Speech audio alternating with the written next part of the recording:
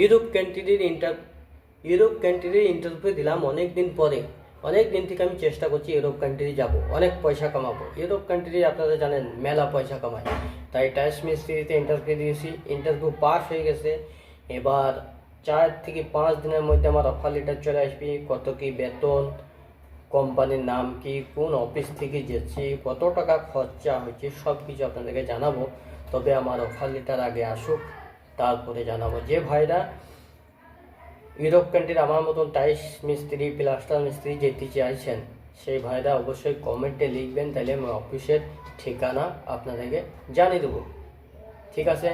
আর পরের ভিডিওতে আমি দেখাবো যে আমার অফার লেটার অফিস থেকেই কনফার্ম করে দিয়েছে যে আপনার অফার লেটার চলে আসবে। 4 থেকে 5 দিনের মধ্যে অফার লেটার চলে আসবে। 4 থেকে 5 দিনের মধ্যে অফার লেটার আসলে আমার 20 থেকে 25 দিনের মধ্যে ভিসা চলে আসবে।